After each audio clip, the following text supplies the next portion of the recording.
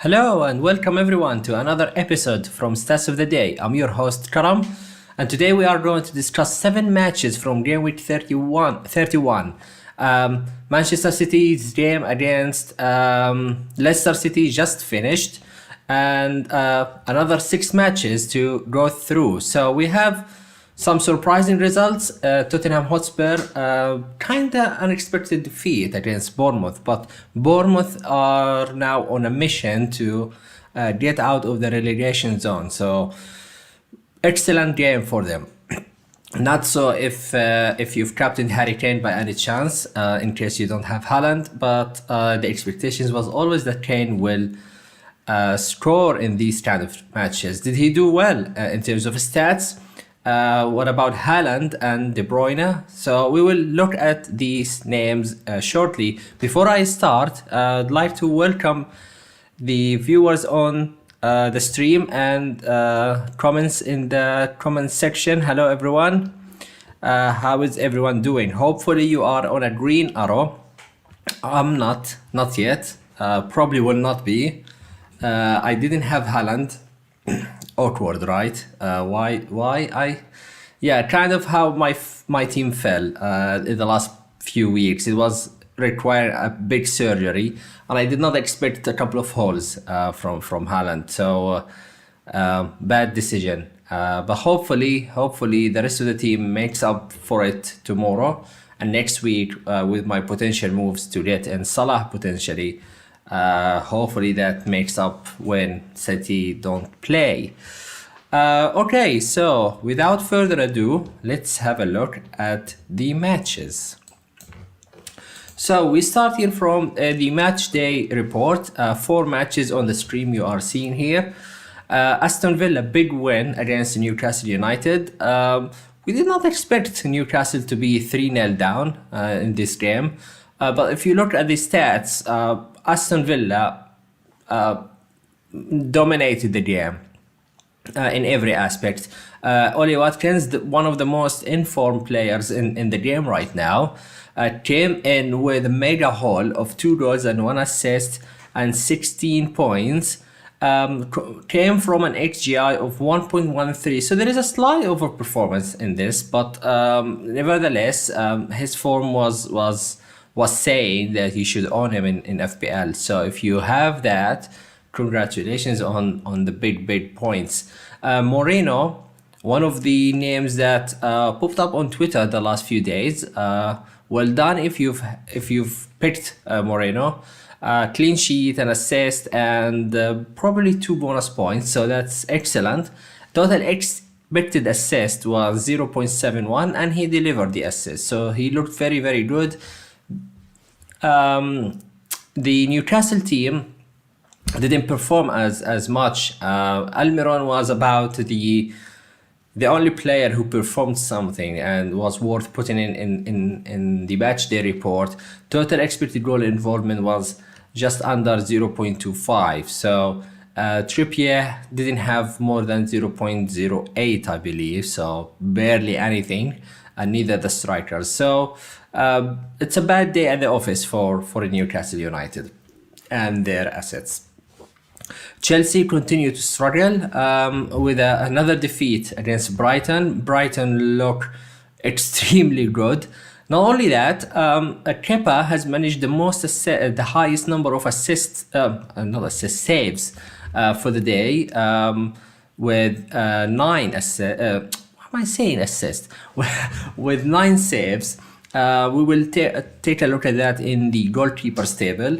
But Chilwell was about the most attacking player in the team, and we mentioned that many times during the season. Chelsea as an attack is a big no to go for, and if you need attackers from Chelsea, then it will be probably Chilwell and James. James did not start today, and Chilwell didn't return any attacking returns, neither clean sheet points. So that was a single point for the day. But if you are looking for an argument to keep Chilwell, he is the most attacking player at Chelsea. Do you have faith in Chilwell and Chelsea in general? That's a different story. For Brighton, however, Wilbert was the star of the game with a goal and expected goal involvement of 0.87. And McAllister came next with a 0.57 expected goal involvement. Now, Mitoma and Marsh did not really perform. They didn't really put high numbers at all. However, Marsh managed to get another assist.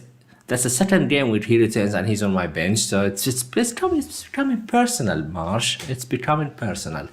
Right, but McAllister did not return. So if you have Mitoma and McAllister, you probably be slightly disappointed.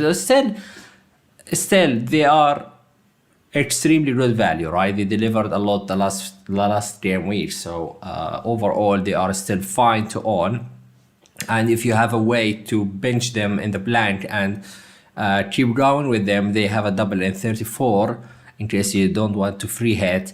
I still strongly think that the Brighton attackers are still very, very good to have. So don't lose the faith just yet.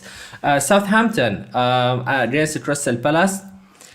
Not much to say. I don't think that many of us have any assets from this game. But interesting to mention that Alcaraz has had the highest goal attempts in this match with 4. Walcott has had the highest expected goal involvement from Southampton with 0.29. So again, you look at the teams that have lost today mostly didn't offer much, right? Newcastle didn't have much of an attacking threat. Chelsea the same, Walcott as well. Crystal Palace, I want to highlight Eze. He's been like last during the season. If you are watching the show from the beginning of the season, we've always said that Eze and Olise are the best value players. However, it's not concentrated in one of them. It's not like there's no one of them stand out. And last week it was Olise with 3 assists, and this week it was Eze with 2 goals. And Olise didn't even have any chance created or any shot today. And to me, I have Olise, and I had to choose 50-50 between Eze and Olise, and the variance was really huge, just by pretty much a coin toss. Basically, there wasn't much between both of them. So if you have Eze by any chance, you are on the right side today. If you do have Olise, then it's unfortunate. Now, Crystal Palace could still be attractive because they are playing in 32, and they have really good games going forward. So I think it's time where we take a serious look at Palace and those players, because also Hudson effect. Brilliant results since he's got hired as a head coach for the team. So it's worth a look. It's worth a look at Olise, Eze, and perhaps a defender potentially. Everton and Fulham. It's another game where we don't expect to have many FPL assets from them. Mopey was the highest from Everton with an expected goal involvement of 0.55. Tarkowski, another one to mention from Everton, 0.23. But overall, Fulham have had the upper hand in this game. Willian, expected goal involvement 0.5 with goal and assist, and Harry Wilson with an expected goal involvement of 0.46. So it's very, very similar to Willian. Wilson has scored a goal. So you look at this game also. The highest who's had an expected goal involvement was a 0.5, which shows that this game in general didn't have a very standout performance from a singular player. It was more of a close game to some extent when it comes to individual statistics. That's the first 4 matches from this match day. Let's take a look at the second slide with the other 3 matches. Okay, one of the games that were very important for FPL. It's Manchester City against Leicester. It's a 3-1. I'm not sure why it's 2-1 here, so it's apologies for this small mistake. Haaland is about the player we will mention from Manchester City today. Expected goal involvement is almost 1.5, and if you take away the penalty, then still he has an expected goal non-penalty involvement of 0.75. So he had as many chances or expected goal involvement as the penalty in one half. He was subbed off right at halftime. So 12 points locked. Probably could have been worse for the few people, including myself, who don't have Haaland. So kinda grateful for that. What can I say?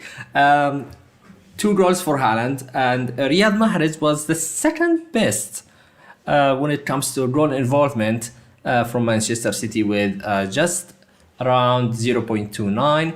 Kevin De Bruyne has delivered an assist, but it was actually from a chance of a 0.08 expected assist from that one. So Haaland managed to convert that from a very, very small opportunity.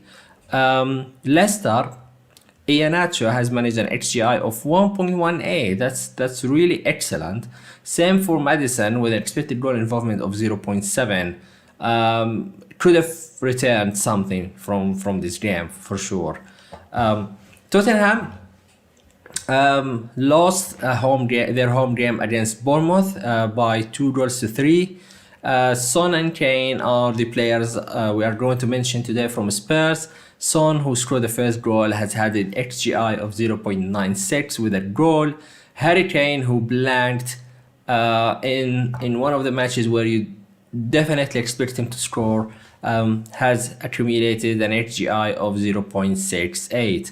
Bournemouth, look, last week or two, I have mentioned the importance of having Solanke as an enabler, and he could be a really decent option. And since then, he hasn't blanked yet, and he's got a goal and 2 assists from an expected goal involvement of 0.42 only. So there is definitely a huge overperformance from Solanke, but the points are very welcome. So excellent return from Solanke. Ouattara, I'm happy to see him back because he's one of the few players I've been mentioning constantly on this show this season. From an expected goal involvement of 0.41, he managed to score a goal. So pretty decent from him as well. And the last game I want to mention today is Wolverhampton against Brentford. Won with an expected goal involvement of 0.24, and he scored a goal. From Brentford, not much to be said apart from Tony, who has accumulated 0.5 expected goal involvement, which is consistent with the previous matches. He's been always in the 0.5 to 1 goal involvement or expected goal involvement in the last few matches. So could have had something from this game, but overall Brentford haven't been having the best day for sure. Right, so this is about the matches. Let's take a look at the positions and see some standout statistics. Before we go through the goalkeepers, if you are enjoying the stream, please like, share and subscribe and smash the like button, guys, please. All right, I'm looking at the comment section here. Kepa and his volume of saves. Yeah, absolutely. We are just about to mention that. Yes, Chelsea's defense is leaking. Yes, they are not keeping clean sheets. But hey, that's for the benefit of Kepa, who is proving to be a great stopper the last few, during the period he has played with Chelsea. Every game week, pretty much every game week, he's up with 3 to 5 to 6 saves a match. So that's excellent, and that's what you want from the goalkeeper in general. If you look at the screen here, one of the most overperforming goalkeepers today was Leno, because he made 6 saves from 4 big chances conceded and his XG prevented was plus 1.2. So in theory, he should have conceded at least one more goal, but he has had a great game, and that's why he only conceded a goal today. Johnston comes next with an XG prevented of 1.1 and making 4 saves for the day. And the two in blue are the most popular goalkeepers in the game, pretty much. Maybe both of them. Many managers have both of them. There's no difference if you started Kepa or Raya. I believe both of them finished on 6 points after the bonus points. Maybe Kepa finished on 5. Yeah, Kepa on 6, and I think Raya on 6 as well, right? Yeah. No, 5 points. Not much a difference between both of them. Raya had 7 saves today. Kepa had 9.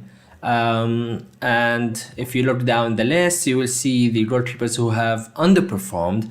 And Pope, it's not the first time. It's been a few game weeks where Pope has been down the list for underperforming goalkeepers with an XG prevented of 1.6. So that means that in theory, he shouldn't have conceded at least a goal from the goals that he conceded today. Bazuno is another one who's been like like Ward, one of the goalkeepers that constantly down the list, unfortunately, with his XG prevented of minus 1.1. He didn't even make a save today. So Crystal Palace didn't have a volume of shots, but when they had, they managed to score them. So it was a clinical game from Palace, I must say. Okay, so let's have a look at the defenders. Okay, so Moreno was the best defender of today with a total XGI of 0.71, 3 chances created, and no goal involvement. It's mostly coming from the expected assist.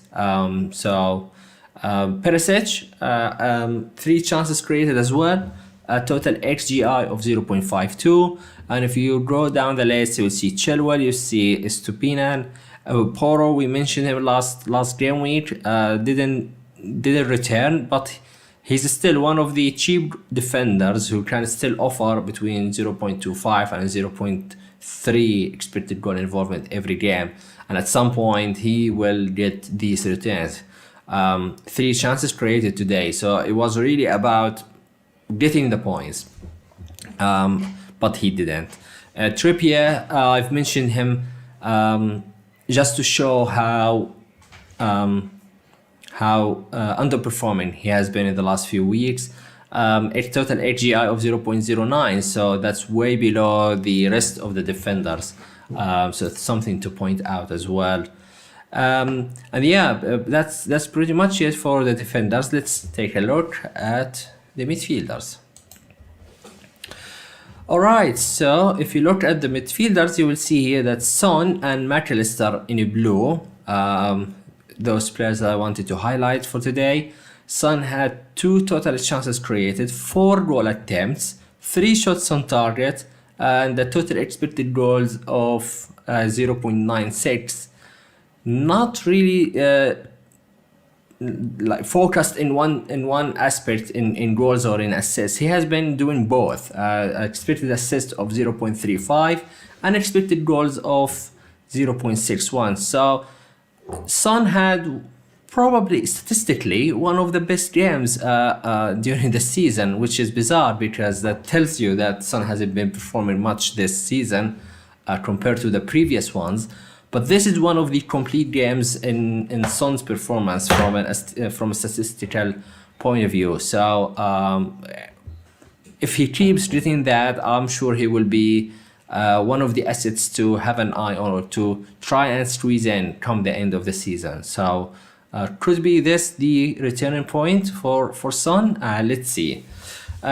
Jacob Ramsey, 2 chances created, 4 chances. Oh, sorry. 4 chances created, 2 big chances of them, 4 goal attempts, and XGI of 0.7. Another game for Ramsey where he's done both the assist potential and the goals.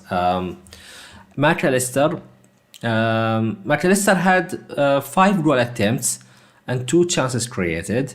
Willian, 5 goal attempts. He has the highest from the midfielders today, which is interesting. You will not see Willian every game. So one of the names to give a shout out for today for sure. Andreas Pereira, he's still the guy that works very hard to get the points, and today he has had total chance created of 1, 4 goal attempts, and 1 shot on target. He's only 4.3. I'm surprised that he's been sold heavily for good reasons. Probably they play 5 midfielders now with the Brighton. Midfielders are cheap enough to accommodate. But Pereira will be always, like Solanke, will be always the enabler that you will have to think of if you are looking for upgrading to a premium pick. And for example, Salah next week depends on what kind of players you are going to sell, but maybe Pereira can open up the way to the likes of Salah. And last one is Izzy with 3 goal attempts and total expected goal involvement of 0.43. Okay, and lastly, we will take a look at the forwards. Okay, normally we don't have a huge list of forwards from Saturday matches, but today we have a lot of forwards to speak about. Starting with Haaland, obviously. 3 goal attempts, 2 shots on target with a total XGI of 1.5, in which 50% of it came from the penalty and 50% from the 45 minutes that he has played. Ollie Watkins, 5 goal attempts, not the highest of goal attempts for today, which is surprising. I thought he would be before opening the stats because he had a great game and has been heavily involved. 4 shots on target, 1 big chance missed, and a total XGI of 1.13. Danny Welbeck with Kane have the highest number of goal attempts for today. Both of them on 6 attempts, 2 chances as well, 2 shots on target, and both of them missed a big chance. So funnily enough, the numbers are pretty identical. The quality is slightly in the Welbeck side. He had a better chances with a total XGI of 0.87. Kane had a total XGI of 0.68. If you go down the list, you will see Tony, middle of the list, with total XGI of 0.5 with 5 goal attempts. So forwards for today, they've had volume, not necessarily big, not necessarily high quality or even attempts on target. If you look at the players like Welbeck, Kane, and Tony, they had 5 and 6 goal attempts, but only 2 of them were on target, so the accuracy was not there. Solanke, 1 goal attempt, 1 shot on target, 1 goal. Clinical and a killer Solanke has been today. Total XGI of 0.42. Okay, so with that being said, that's pretty much the summary for the 7 matches from today. You see, I see some questions here on the comment section, so I will take a look at a couple of them. JP Stones was subbed. He had John Stones, but he was subbed at the 55th at halftime, and that's annoying. But definitely, I mean, first of all, well done on having Stones. Quite a very rare pick. He still outscored the rest of the defenders. I'm not sure if he's got any bonus points, but at least 7 points in the pocket. I get that. But if City would have conceded anyway, then he would have finished on 8, perhaps with another bonus point or something. So not the worst. I think I would be very happy with the Stones 7 pointers for sure. Looks like Pep will make the subs when they are 3-0 up. I think in this time of the season, we saw Pep, he's not taking the chances of making the subs because either the midweek games, the midweeks are empty, or the games are of a less critical games, let's say either a group stage in the Champions League where it's settled or something like that. So I think now with Bayern Munich midweek and playing the FA Cup semi-final next week, I think he will start using these subs, and it made sense. It made sense. I didn't expect these subs to be at halftime, to be fair. When it was 3-0, I thought maybe he give them 15 more minutes to make sure that the game is sealed. But yeah, he took these. He used these subs at last.